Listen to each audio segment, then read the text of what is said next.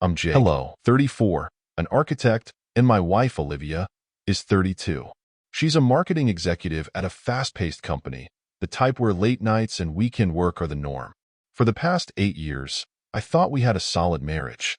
Sure, things weren't perfect, but I believed we were in it for the long haul. It started subtly. Olivia would come home later than usual, claiming her boss, Derek, was piling on last-minute projects. At first, I didn't think much of it. She'd vent about Derek often, saying he was demanding and hard to please. I figured the stress was just part of her career. But then there were changes I couldn't ignore. Olivia began dressing differently, sleek, high-end outfits that were far from her usual casual style. "It's just for work," she'd say with a shrug when I asked about the sudden splurge. But something didn't add up. She started spending less time at home and more time on her phone. When I'd ask who she was texting, she'd laugh it off. "Just work stuff," she'd say, but her tone always sounded rehearsed. The real red flag came one morning over breakfast. Olivia was scrolling through her phone, a small, private smile playing on her lips. Curious, I asked, "What's so funny?" She froze for a fraction of a second before brushing it off. "Oh, it's nothing. Just a meme a coworker sent." That moment stayed with me. The way she smiled wasn't how she smiled at me special with someone else. The weeks that followed were a blur of half-truths and mounting suspicion. Olivia started attending more work events, ones that conveniently didn't include spouses. I tried to be supportive, but my gut told me something was wrong. I confided in my best friend, Nate, one night over beers. "Do you think I'm crazy?" I asked. "Or is Olivia, I don't know, pulling away?" Nate frowned, taking a sip of his drink. "Man, I don't want to make things worse, but if you feel like something's off, you should trust your instincts. Maybe talk to her." Talking to Olivia didn't go well. When I brought up my concerns, she got defensive. "Jake, I'm just busy. Why do you have to make everything about you? Can't you trust me?" Her reaction hurt more than I expected. I wasn't trying to accuse her. I just wanted reassurance. Instead, I got a wall of cold indifference. The turning point came when Olivia left her laptop open on the kitchen counter. She had rushed out for another urgent meeting with Derek, and her email was still logged in. I hesitated, my hands shaking as I stared at the screen. It felt wrong to snoop, but I couldn't shake the feeling that I was missing something. What I found shattered me. Emails between Olivia and Derek weren't just professional. They were flirtatious, filled with inside jokes, compliments, and plans to meet after work. One message stood out. "Last night was incredible. Can't wait for the next time."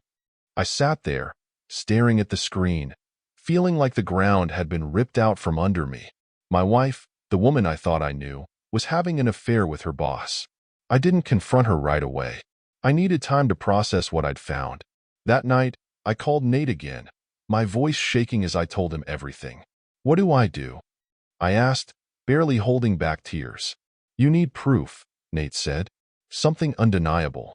If you confront her now, she'll just deny it." His words made sense, even if they felt cold.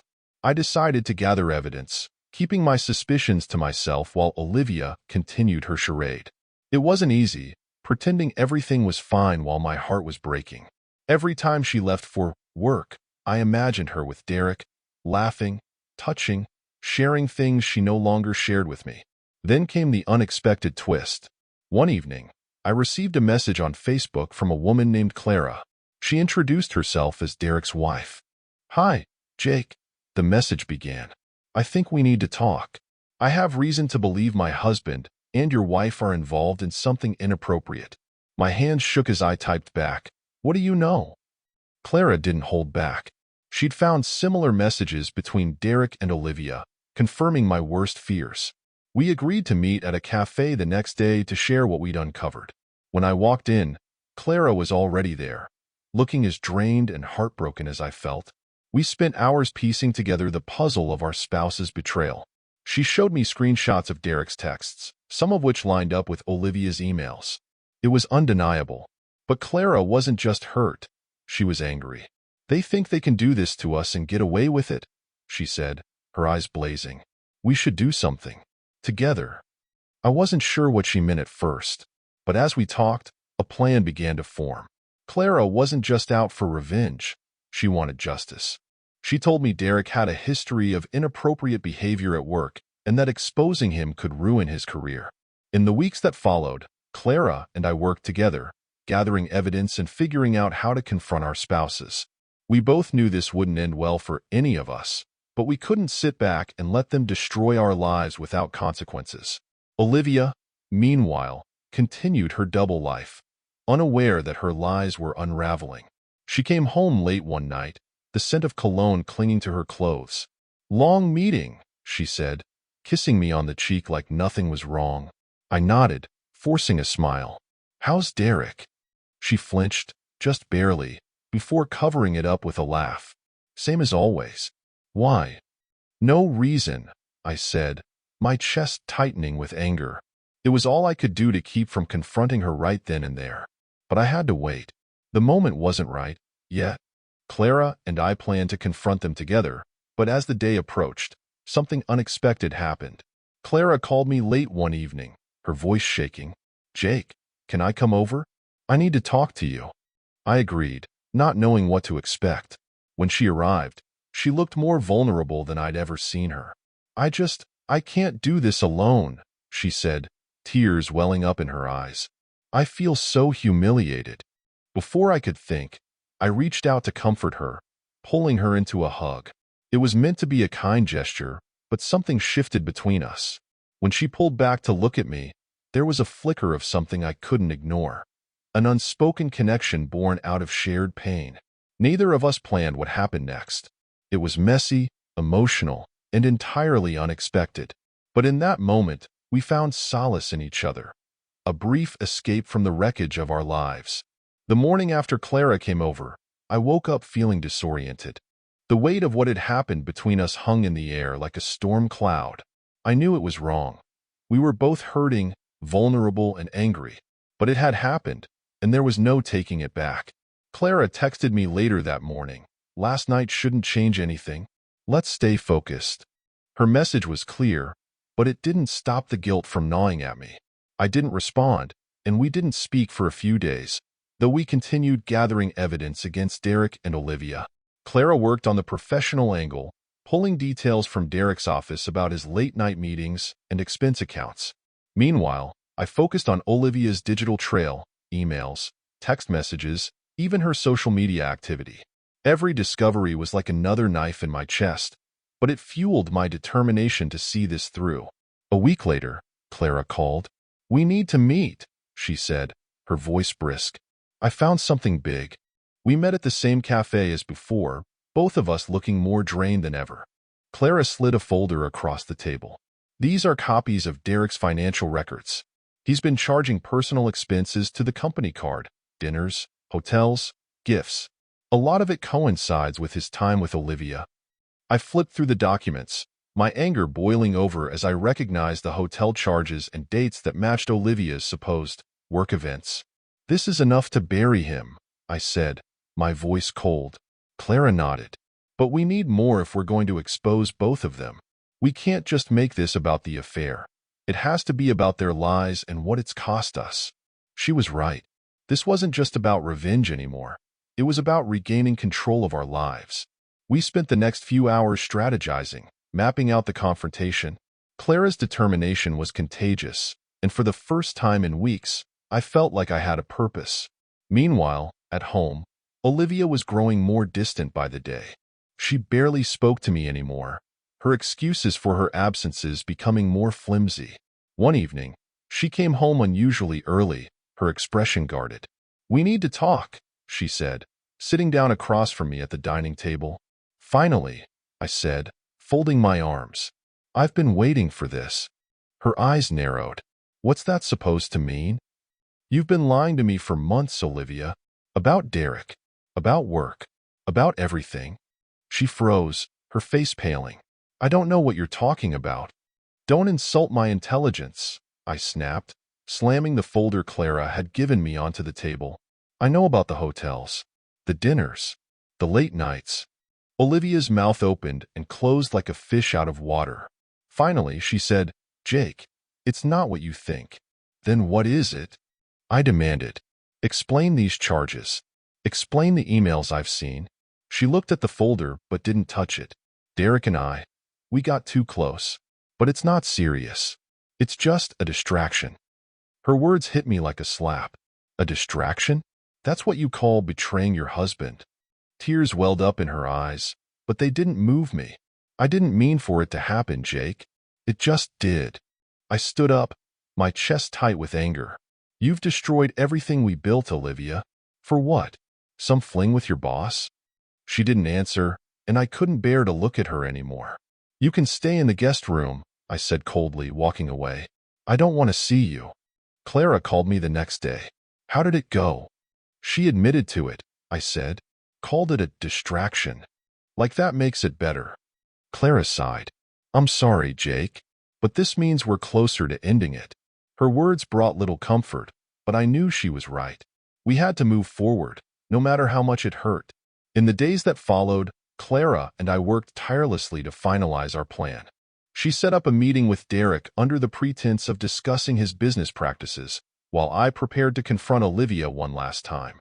The goal was simple: to expose their lies and force them to face the consequences. Clara called me the night before the meeting. Are you ready for this? She asked. No, I admitted. But it has to be done. There was a pause before she said, Thank you, Jake, for helping me through this. Likewise, I replied, the connection between us unspoken but undeniable. The next day, Clara and I executed our plan. She met Derek at his office, armed with the financial records and emails we'd uncovered. From what she told me later, Derek tried to deny everything at first, but Clara didn't let up. By the end of their meeting, he was pale and shaking, knowing his career was on the line. Meanwhile, I confronted Olivia at home. I laid out every piece of evidence I had, leaving no room for her usual deflections. She tried to justify her actions, blaming the stress of our marriage and her demanding job, but her excuses fell flat. This isn't about me, Olivia, I said, my voice steady despite the storm raging inside me. This is about you and the choices you made. And now, you have to live with them. Her tears did nothing to soften my resolve. I packed a bag that night and left, knowing there was no going back. When I met Clara later that evening to debrief, the weight of everything we'd been through hit me all at once. We'd succeeded in exposing Derek and Olivia, but the cost was steep. We were both broken in our own ways, left to pick up the pieces of lives that would never be the same. Clara poured us each a glass of wine, her hand brushing mine as she passed the glass. Here's to starting over, she said with a bittersweet smile. To starting over, I echoed, though the words felt hollow. The day after Clara confronted Derek and I walked out on Olivia, the fallout began. Derek's misdeeds spread through his company like wildfire. Clara had sent the incriminating financial records to the board of directors, and within hours, an emergency meeting was called.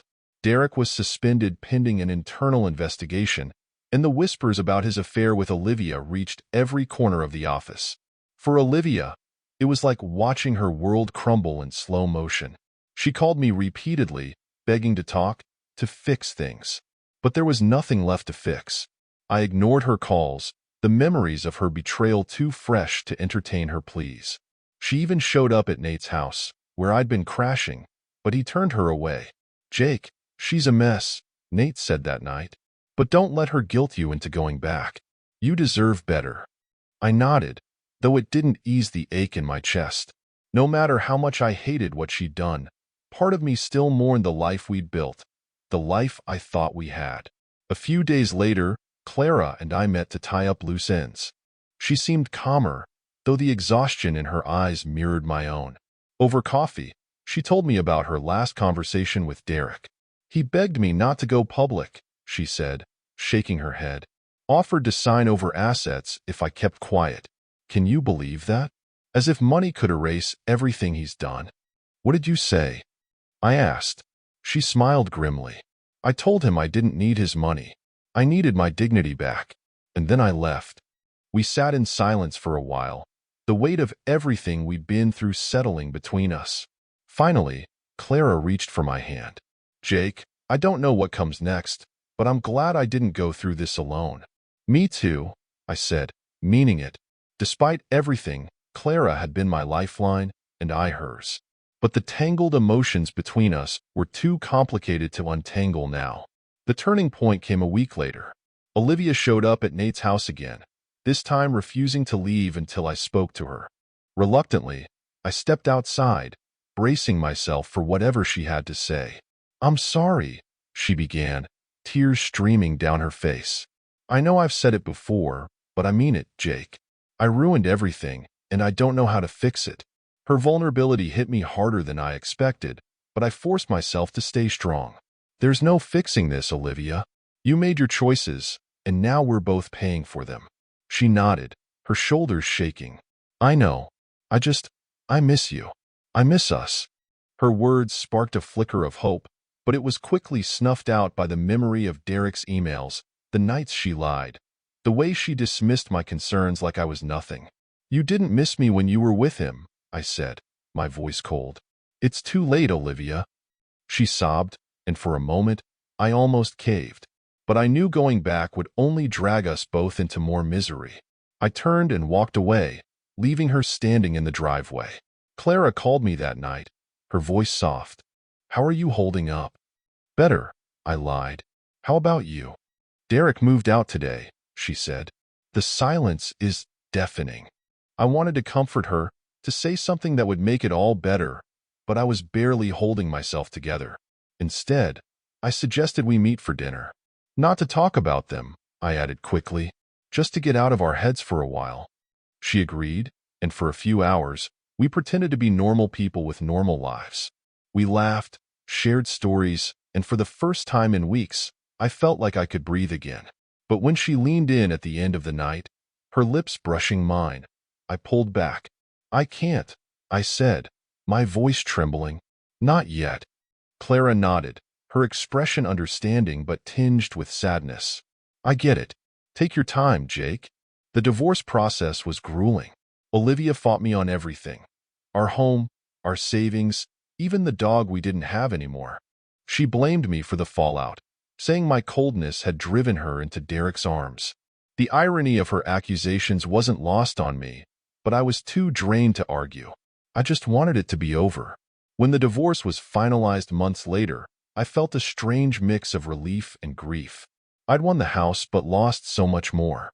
My friends were divided, my reputation at work had taken a hit, and I was left to rebuild my life from the ground up. As for Clara, she filed for divorce from Derek not long after. The company's investigation found him guilty of embezzlement, and he was fired in disgrace. Rumors of his affair with Olivia followed him everywhere, and his career was effectively over. Olivia, too, faced professional backlash. Her co-workers shunned her, and she was passed over for promotions.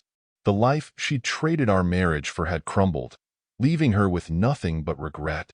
Clara and I stayed in touch, but our connection never turned into more. We were too damaged, too raw to build something healthy from the wreckage of our marriages. Eventually, we drifted apart, each of us seeking our own path to healing. A year later, I'm still picking up the pieces. The house feels emptier than I expected, and the silence can be deafening. My work has become my refuge, the one place where I still feel in control. I've started dating again, but trust doesn't come easily. Every time I get close to someone, the ghosts of Olivia's betrayal haunt me, reminding me how quickly love can turn to ashes. Looking back, I wonder if there was a moment I could have stopped it all, if I'd acted sooner or loved Olivia better. But those thoughts lead nowhere. The only thing I can do now is move forward, one painful step at a time. Betrayal leaves scars that never fully heal. It takes pieces of you, leaving gaps where trust and love once lived. But maybe, someday, those gaps will fill with something new. Until then, I'm learning to live with the weight of what I've lost and the hope that better days lie ahead. Goodbye.